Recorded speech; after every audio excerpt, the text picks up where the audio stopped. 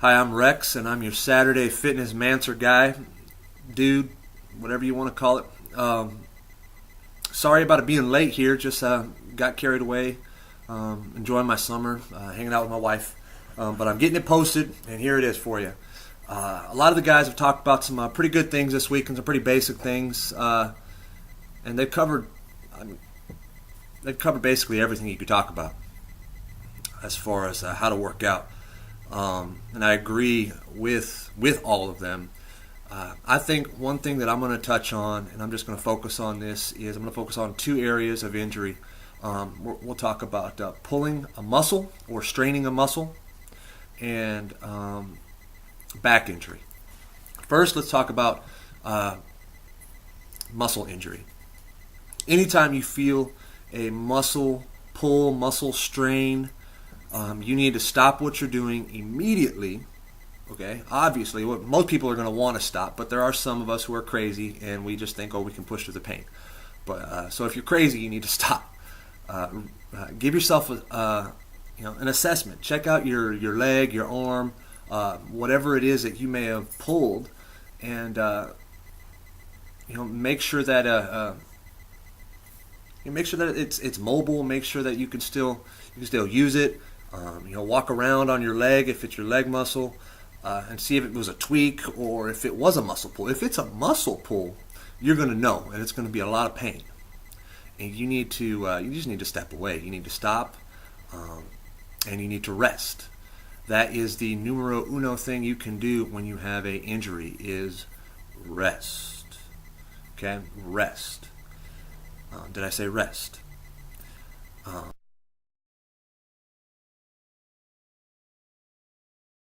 Aside from just basic rest for your muscle pull, some things you can do throughout to recuperate are not necessarily lifting, but you want to test the waters a little bit. So do some light movement here and there with your leg, your arm, whatever. I say leg because that tends to be where most muscle pulls happen, in the leg and the glute. Do some light stretching. Get a heating pad. Or maybe get a wet cloth, heat it up, put it on your leg to heat up your leg to get it nice and warm, so that the muscles aren't tight and ready to get pulled again by any everyday movement that you're doing. Drink plenty of water, and again, just make sure you're stretching and staying warm and getting plenty of rest for that muscle group. Now, obviously, as the guys have said before, if my leg is pulled, I can do some upper body exercises. Not a big deal. I can hop on, as Jordan said, the arm bike. And I don't know what that thing is called either, so arm bike sounds good to me. But you can hop on that and work out your body and still get a good workout, get the blood flowing, burn some calories, and not really do anything to affect your leg.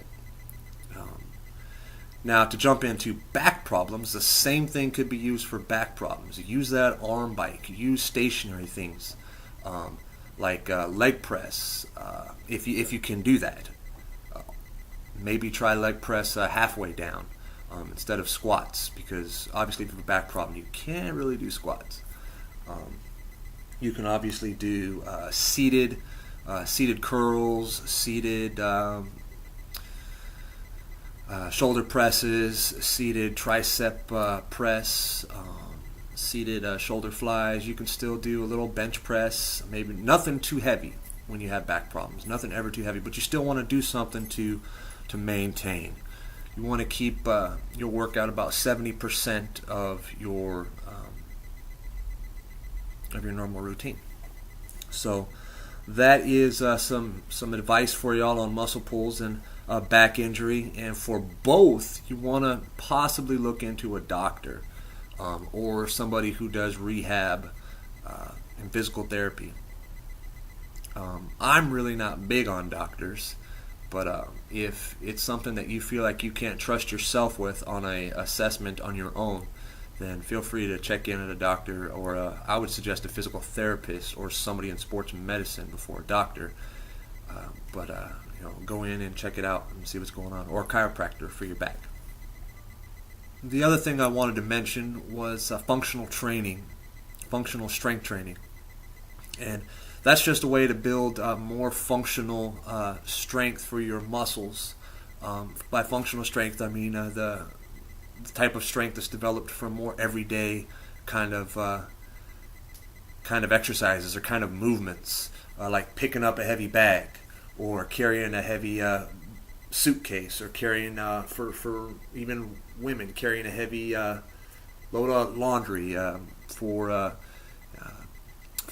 moving a desk, for anything that's kind of just everyday, out of the gym type lifting, type strength that's required. That's what functional training would be, and you just don't get that all the time from weightlifting. And when you're weightlifting, in order to work out every single muscle and get it a good workout, you have to do a million different exercises. And so something I want to suggest is sandbag fitness. And it's excellent functional strength training. It's just basically a sandbag, and there's sandbags of various weights catered for your strength level.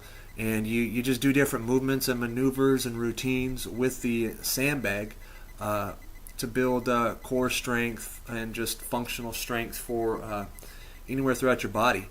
And it helps prevent a lot of injuries. Helps prevent a lot of injuries that come from just doing those everyday things, like I said, maybe moving a couch or lifting a desk, or picking up your kids.